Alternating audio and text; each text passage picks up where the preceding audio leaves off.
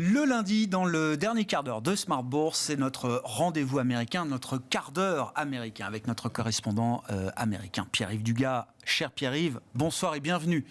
Merci beaucoup d'être avec nous pour nous éclairer sur les enjeux américains et l'actualité américaine vue de Washington. Pierre-Yves, avec effectivement dans ces derniers jours une nouvelle victoire pour Joe Biden sur le plan de la gestion des technologies vis-à-vis de la zone chinoise, notamment puisque Joe Biden a réussi à mettre d'accord d'autres pays, le Japon et les Pays-Bas, je crois, sur de nouvelles restrictions en matière de technologie pour l'industrie des semi-conducteurs vis-à-vis de la Chine, bien sûr. Effectivement, Grégoire, c'est une victoire intéressante sur le fond et sur la forme. Sur la forme, c'est une victoire sans tambour ni trompette. Il n'y a pas eu de communiqué officiel parce que le Pays-Bas et le Japon ne souhaitent pas être visibles dans leur attitude qui consiste à suivre le leadership américain et ne veulent pas risquer des sanctions de la part de la Chine. Pourquoi le Japon et les Pays-Bas? Parce que les Pays-Bas sont le pays où siège la société ASML. Au Japon, nous avons Nikon et Tokyo Electron. Ce sont donc trois grands fabricants d'équipements nécessaires pour fabriquer des équipements de haute technologie, des semi-conducteurs. Ils fabriquent des équipements de lithographie particulièrement avancés. Et les États-Unis, avec leurs propres constructeurs en la matière, notamment Applied Materials, ne veulent plus que les Chinois utilisent les semi-conducteurs les plus performants parce qu'ils s'en servent pour des applications militaires.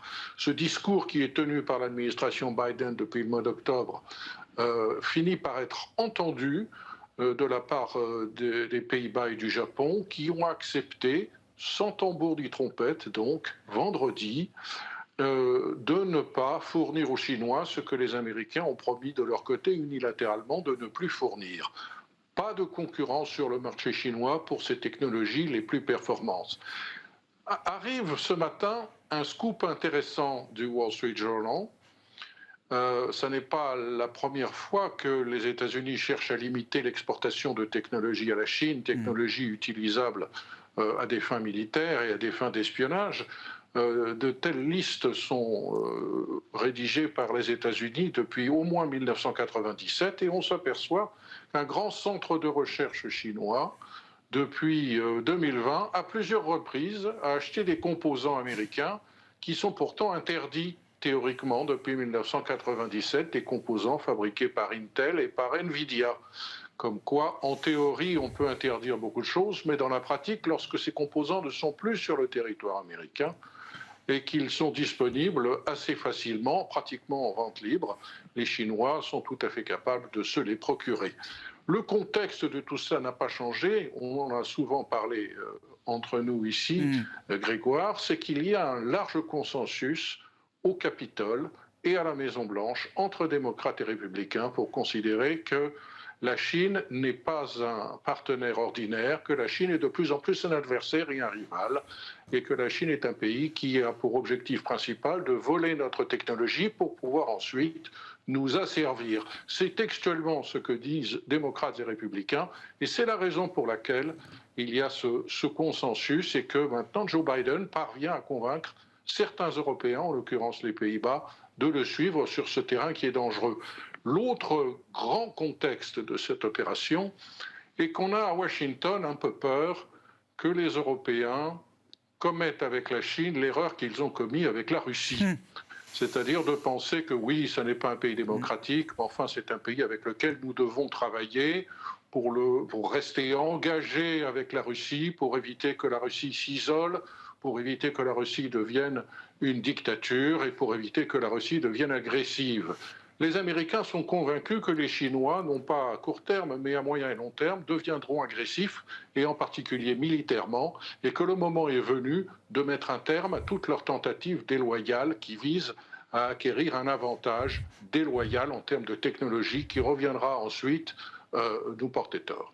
Bon, l'affrontement technologique, et c'est un affrontement séculaire dans lequel on est entré entre les États-Unis et les alliés des États-Unis et la Chine de l'autre côté. Restons d'ailleurs dans le domaine technologique, Pierre-Yves, avec pour la Big Tech américaine, plutôt une bonne nouvelle puisque c'est un libertarien qui va diriger la commission antitrust de la Chambre des représentants au Congrès.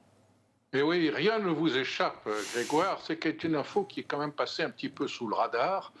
Et c'est une info qui est intéressante au moment où le département de la justice attaque au civil Google en vue de forcer le géant du numérique à se scinder de ses activités de distribution d'espaces publicitaires sur Internet.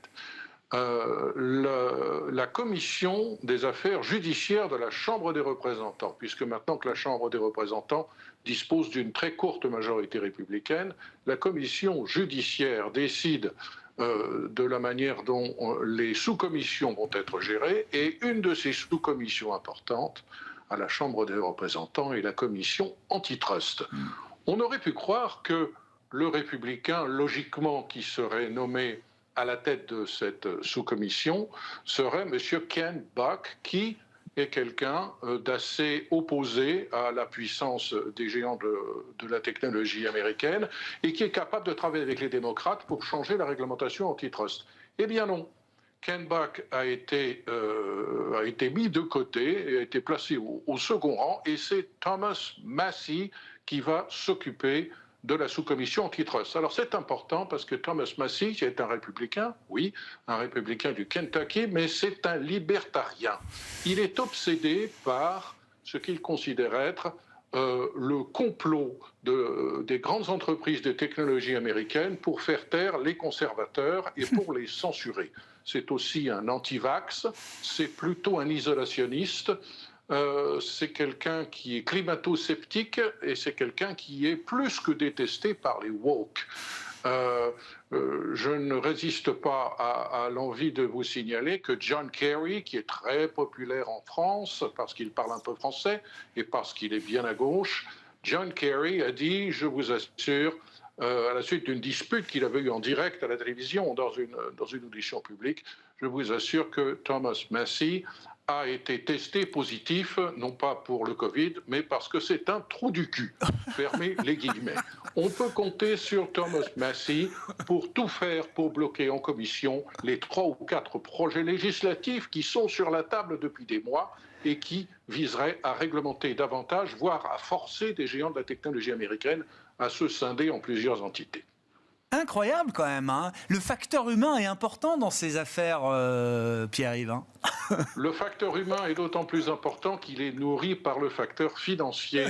Les dépenses de lobby des géants de la technologie ont beaucoup augmenté depuis quelques trimestres et on ne retirera de la tête de personne l'idée que ces dépenses ne sont pas gaspillées et que si des personnalités comme M. Thomas Massie, qui est un personnage intéressant par ailleurs, parce qu'attention, c'est un ingénieur, il est diplômé de MIT, il a inventé des technologies dont il a acquis les brevets, et il a créé une entreprise dans un domaine que j'ai découvert et que je ne connaissais pas jusqu'à présent, qui est celui de la manière dont on transmet à un ordinateur des sensations que l'on ressent au toucher.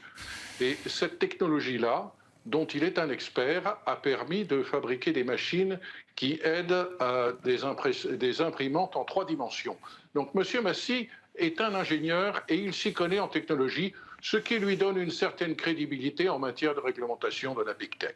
Bon, on suivra ça, mais effectivement, c'est intéressant tant on connaît le poids du risque réglementaire qui peut peser sur ces grands groupes technologiques américains et même peut-être se refléter in fine dans les cours de bourse de certaines de ces entreprises. On verra effectivement comment le marché intègre l'idée que ce risque est peut-être un peu moins fort aujourd'hui avec Thomas Messi comme patron de la commission antitrust de la Chambre des représentants. Merci beaucoup Pierre-Yves. Pierre-Yves Dugas avec nous chaque lundi dans le dernier quart d'heure de Smart Bourse, notre quart d'heure américain, 17h45 en direct sur Bismart TV, rediffusé à 20h45, que vous retrouvez comme l'ensemble des émissions en replay sur bismart.fr ou en podcast sur l'ensemble de vos plateformes. Voilà pour cette édition de Smart Bourse. Ce soir, on se retrouve demain en direct à 12h30 sur Bismart.